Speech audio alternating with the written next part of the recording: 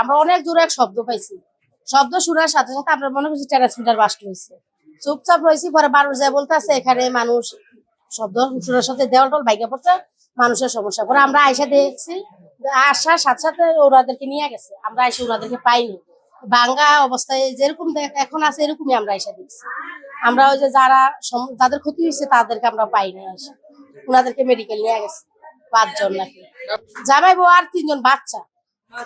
ওনারা আমাদের ওদিকে ভাড়া ছিল, 1 তারিখে এখানে আসছে।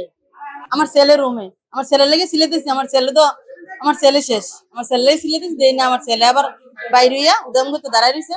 তারা 5 জন রে রিস্কায় উড়াইছে, সব বিরে পুইরে একবারে পুরো শরীরে চামড়া উঠতে গেছে। এর হাজবেন্ডের বেশি ক্ষতি হয়েছে, পুরো শরীরে কালো হয়ে গেছে। এরপর বাচ্চা টাচ্চা তো সব অনেক খারাপ হয়ে গেছে।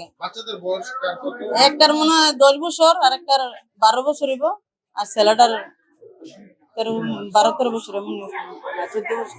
আপনার যখন ঘটনা ঘটছিল বিকট এক শব্দ দিয়ে আওয়াজ হয়েছিল, তখন ঘটনাস্থলে দৌড়াদৌড়ি নামে আসছিলাম আমার মেয়েরে নিয়ে। আসা দেখি যে অনেক বড় একটা দুর্ঘটনা হচ্ছিল, এরা অনেক আহত হয়েছিল। আপনার দরজা জানলা যা আছে বিকট শব্দ এগুলা ভাঙচুর হয়েছিল। দৌড়াদৌড়ি করে ওনাদেরকে নিয়ে, ওনারা চামড়া টামড়া অনেক পুড়ে গেছিল। মানুষ 5 জন ছিল, 5 জন অনেক ক্ষয়ক্ষতি হয়েছে। ওনাদেরকে দৌড়াদৌড়ি করে একটা রিক্সা উঠে মেডিকেল পাঠানো হয়েছে।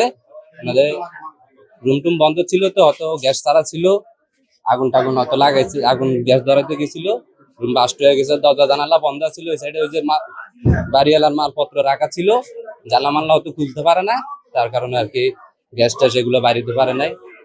এই জন্য আগুন ধরেছে অনেক জোরে, একটা বিকট শব্দ বাস্ট হয়েছিল আর কি।